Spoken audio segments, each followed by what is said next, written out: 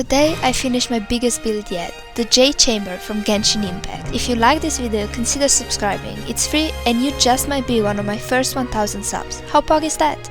The inside of my build was pretty much a wreck, since I rarely build with the inside in mind, more or less focusing on how accurate the build looks from the outside. This means I had a lot of work to do. When I started, the space actually felt similar in size to the main room in Genshin. However, the problem was that while this room is actually about the same size and shape as the main building on the outside, the shape of the build outside doesn't account for the alcoves inside, so I had to work around that. In order to adapt to the magic game mechanics and space warping of Genshin Impact, I partly used the space inside the 3 bridges connecting the main building to the towers, but that wasn't quite enough, especially when it comes to the entrance where there is no bridge on the outside. This is why I had to shift the walls inward, creating the 4 nooks on each of the 4 walls. When decorating the entrance nook, I had to improvise due to the limited space. I focused on what I consider the core elements, such as vases with cherry blossoms, lanterns and a rock. Since I built this in 1.18.2 and cherry blossoms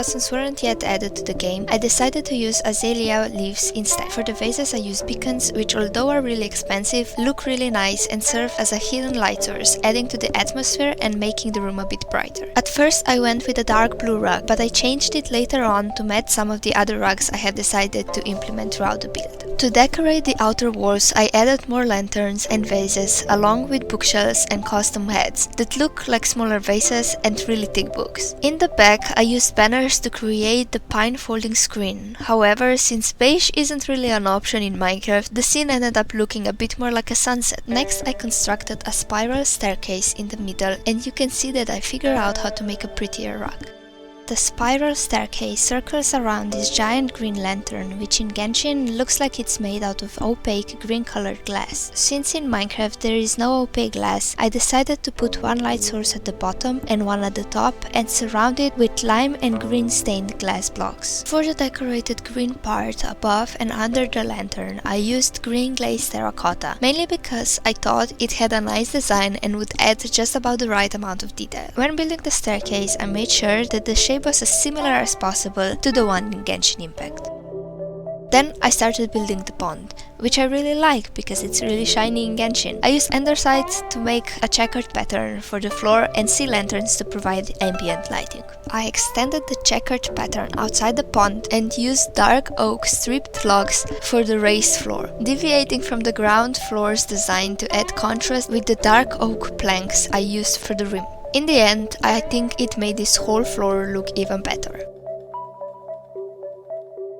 In Genshin Impact, the arches connecting the pillars are decorated with wooden planks with blue designs painted on them. To create something just as interesting and detailed, I decided to use warped hyphae. Although this block has an animation, it is barely noticeable until you speed it up, and I absolutely love how it looks when it is sped up. When I was editing this video, I caught myself just zoning out and staring at it multiple times. To create the archways, I mainly used dark oak planks, stairs and trapdoors to imitate the curve of the archways in the actual game. Then I started building probably the most important part of the interior, which is Ningguang's office. Yet again, it turned out that I, in fact, cannot warp space the way Genshin developers can, so I had to improvise with the available space. I had to make this room a bit smaller, and while it is not true to the original office, my aim was to make it look as good as possible. I began by building the oval doorway, facing some challenges in placing the yellow glazed terracotta correctly. Here you can see the grass blocks, which I obviously couldn't break. I decided to lower the floor by 1 block, which allowed me to have a taller ceiling, especially in the part where I actually built Ningguang's desk. In reality, I made significant changes to the entire room. You can see here that where the pillars are is as far back as I could go, and because of that, I would have to build her table right at the entryway. However, I wanted it to be somewhat separated, so I lowered the ceiling in the second room and created an additional oval doorway to separate the 2 rooms. To make the second room as tall as possible, I used trapdoors to create the ceiling. For the banners that she has placed behind her, I replaced the sections of the walls with different colored blocks and created wooden frames to stimulate their support. For the carpet, I designed a pattern different from the pattern of the floor from oak logs, which made it look like a golden rock. In the first room, I replicated 2 decorations from Genshin Impact. 2 chairs and a table serving as a waiting room and an intel wall. Obviously, the waiting room isn't too detailed since there really isn't that much space. To create the intel wall, I used some fences and trapdoors behind them, creating a flat surface which can be used to put up item frames and signs. And yes, I am self-advertising myself. The other walls are pretty empty, so I mainly just decided to stick to the block palette and continue the theme as closely as possible. The main feature of these walls are the bright windows, which is why I used a lot, and I mean a lot, of sea lanterns.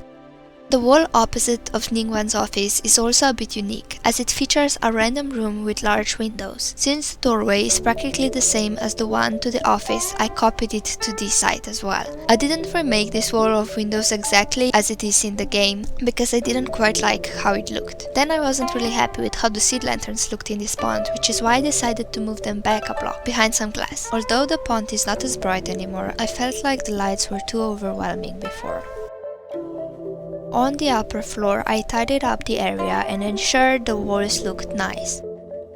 I had a bit more trouble with the ceiling since this whole part seems bigger in game, but in the end I think it turned out fine, and I am especially happy with how the central flower design turned out. When it comes to the giant lantern, it has a bell-shaped structure made out of some kind of bright orange material, so I decided to make it out of red sandstone. I slowly worked out how I wanted the main shape to look, and then I decorated it with different colored stained glass and banners.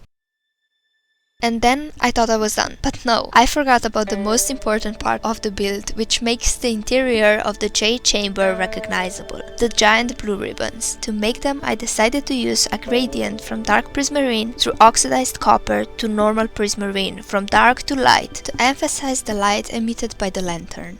With this build finally being complete, you can download it as well. If you decide to visit, tag me in any photos or videos of yourself, especially if you decide to blow it all up.